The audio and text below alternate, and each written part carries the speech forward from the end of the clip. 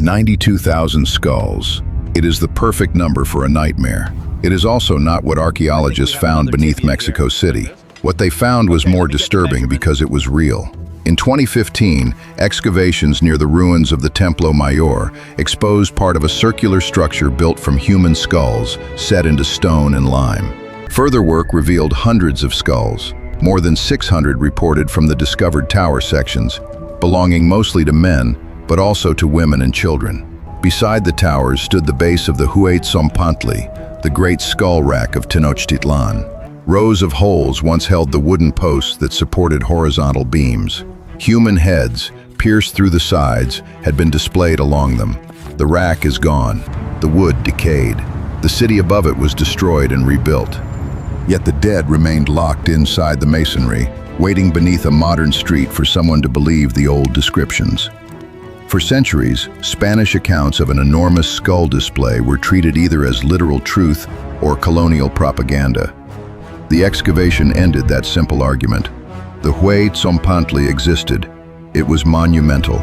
Human beings were killed, decapitated, displayed, and eventually incorporated into towers beside the sacred center of the Mexica capital. But the bones did not confirm every number written after the conquest. They confirmed the structure, not the arithmetic. That distinction leads into one of the darkest battles over the memory of Tenochtitlan. Was the skull rack principally an offering within a sacred universe? Was it a monument to military victory? Was it designed to terrify foreign visitors? Or have later societies forced those meanings apart when the Mexica themselves could hold all of them at once? To answer, we must return to the late 15th century, when the city beneath Mexico City was still rising from Lake Texcoco. Tenochtitlan was the dominant capital of the Triple Alliance, joined with Texcoco and Tlacopan. Its canals carried canoes, food, tribute, construction materials, and people through a dense urban landscape. Causeways crossed the water toward the mainland. Markets moved goods from distant regions. Raised agricultural fields known as chinampas helped feed the wider urban zone. They were not gardens floating freely on the lake, but fixed plots built in shallow water and maintained through organized labor. At the center stood the sacred precinct. The Templo Mayor carried twin stairways and sanctuaries associated with Tlaloc, linked to rain and agricultural fertility, and Huitzotl, patron of the Mexica and god of war. It was architecture made into cosmology, sustenance and conquest, water and solar power, the forces that fed the city and the forces that expanded it. Nearby stood the Huei Tzompantli. A Tzompantli was not unique to Tenochtitlan. Skull racks existed in Mesoamerica long before the height of Mexica power. But the great rack in the imperial capital operated on another scale. It transformed individual deaths into a public landscape. A skull removed from a captive no longer belonged only to one body or one family. Mounted among hundreds or thousands of others, it became evidence that Tenochtitlan could defeat, capture, classify, and display enemies before gods and humans. The structure uncovered by archaeologists had more than one construction phase. The earliest identified phase corresponds broadly to the reign of Ahuitzotl from 1486 to 1502. Another belongs to the reign of Moctezuma II from 1502 to 1521. The monument therefore cannot be reduced to a single four-day ceremony in 1487. It grew and changed with the sacred precinct.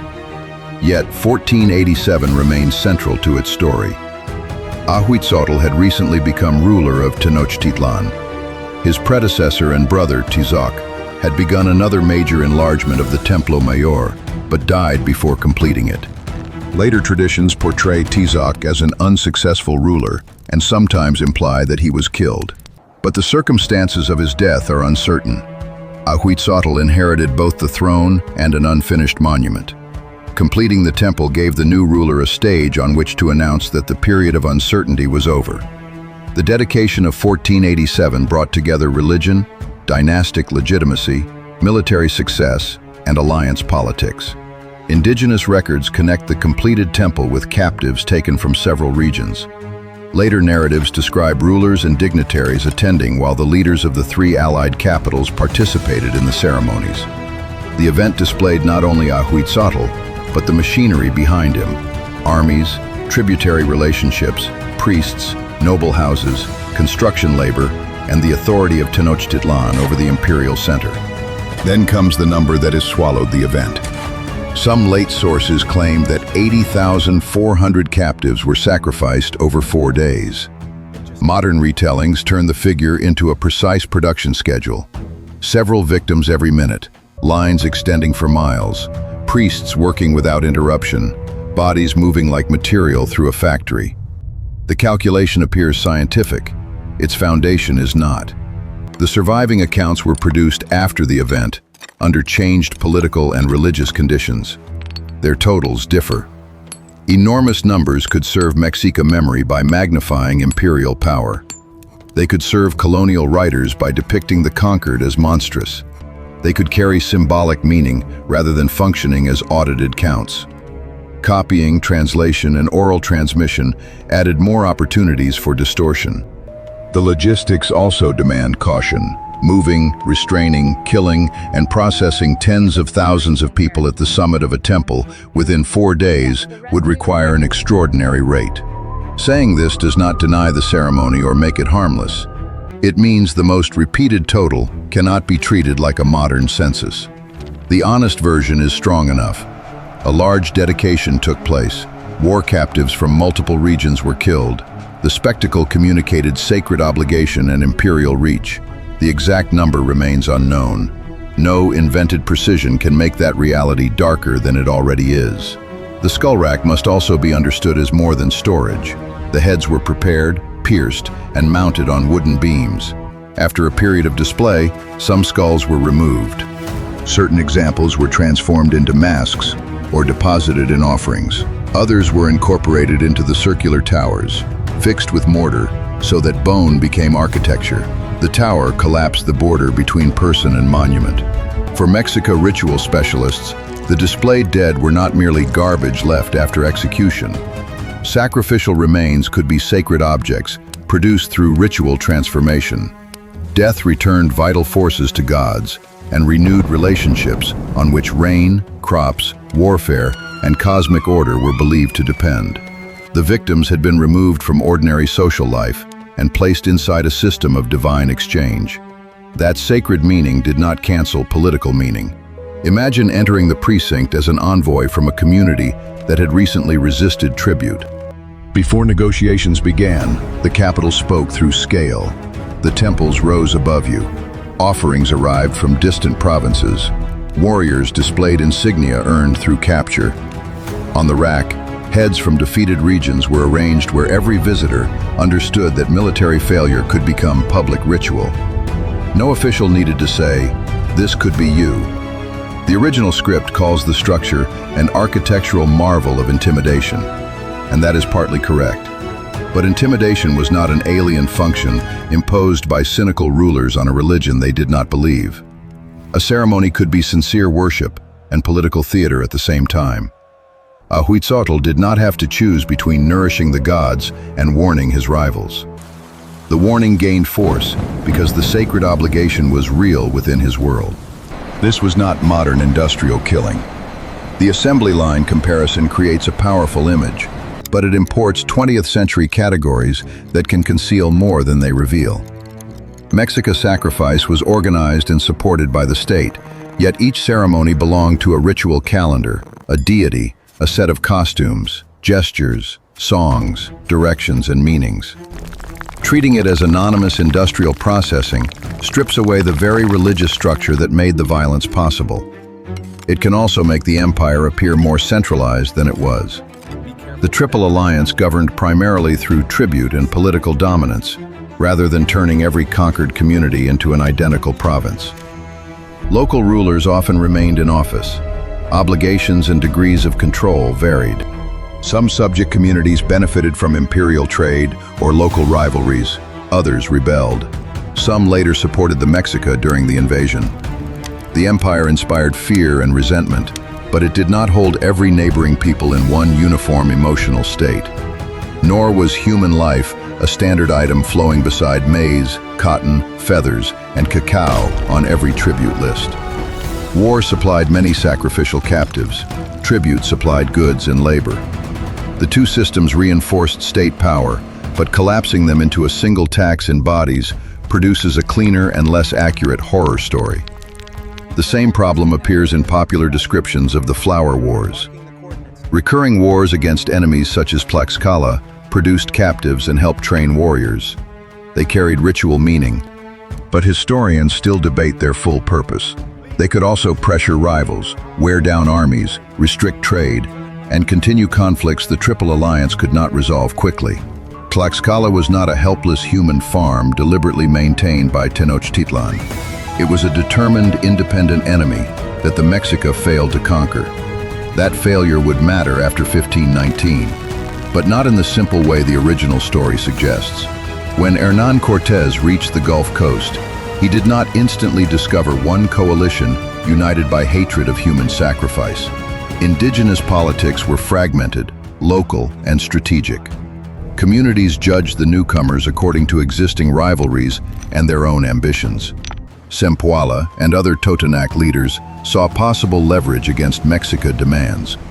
Tlaxcalan forces initially fought the Spaniards fiercely before choosing alliance.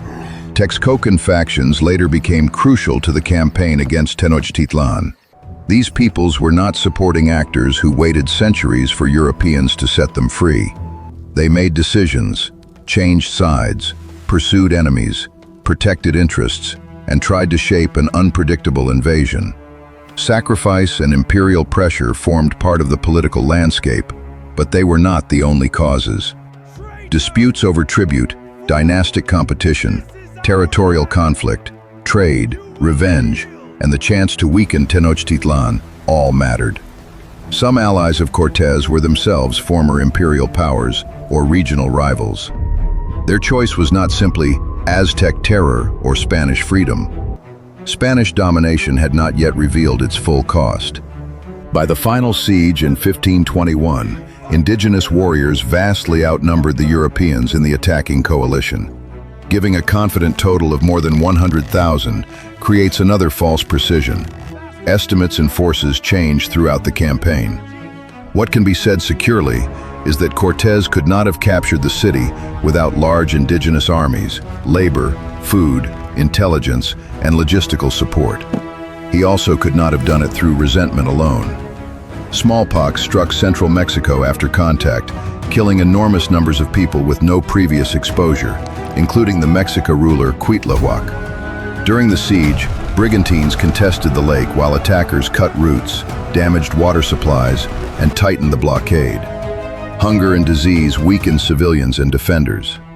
Fighting continued across causeways and canals for roughly 3 months before Cuauhtémoc was captured, and organized resistance ended in August 1521. Tenochtitlan did not fall because a moral law automatically punishes empires that use terror. It fell through a contingent convergence of invasion, indigenous alliances, epidemic disease, siege technology, political fragmentation, and ruthless violence from every side. Nothing about that outcome was inevitable in 1487. The Huei Tzompantli nevertheless returned during the invasion in one final brutal reversal. Mexica forces captured Spaniards and their indigenous allies. Accounts and pictorial records describe the heads of captured men, and even those of horses, displayed to confront the attackers with proof that the newcomers were mortal. The monument that had warned enemies of Tenochtitlan now declared that Europeans could die too. It was not enough. After the city fell, Spanish forces destroyed the sacred precinct. Temples were dismantled, stones reused, and Christian structures rose across the colonial capital. The skull racks disappeared beneath new buildings. Spanish writers then used sacrifice as evidence that conquest and conversion had been necessary, even as colonial warfare, enslavement, forced labor, and epidemic disease devastated indigenous communities. Yet the fall of the Mexica state was not the near-total destruction of a civilization. Nahua people survived.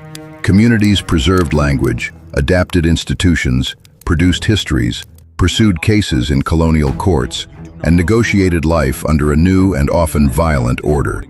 Tlaxcalan allies did not simply exchange darkness for freedom. They gained privileges in some contexts, while becoming part of an expanding colonial system that none of them fully controlled. The story continued after the pyramid fell. 5 centuries later, archaeologists uncovered the tower and forced both old extremes to retreat. Human sacrifice was not a Spanish invention. The enormous colonial numbers were not automatically confirmed. The Huei Tzompantli was neither a myth nor a simple statistic. It was a sacred monument, a record of warfare, a theater of state power, and a collection of individual dead whose names are mostly lost. That is why 92,000 skulls do not lie is the wrong opening. Skulls do not speak in totals. People assign totals to them. The bones tell us that the violence happened. Archaeology asks us to resist the temptation to make it larger, cleaner, or more convenient than the evidence allows. So, did the Huei Tzompantli help destroy the empire it was built to glorify? It contributed to a political world of fear, rivalry, and remembered violence. But it did not write the ending alone. The empire fell when its enemies found opportunity, disease shattered its defenses, and an invasion turned old conflicts into a new war. Tell us which force mattered most: imperial resentment, indigenous strategy, smallpox, or the mechanics of the siege? Subscribe to the History Ledger and continue with us into the next monument whose legend became larger than its bones. The skulls survived. The ledger must separate what they prove from what we want them to say.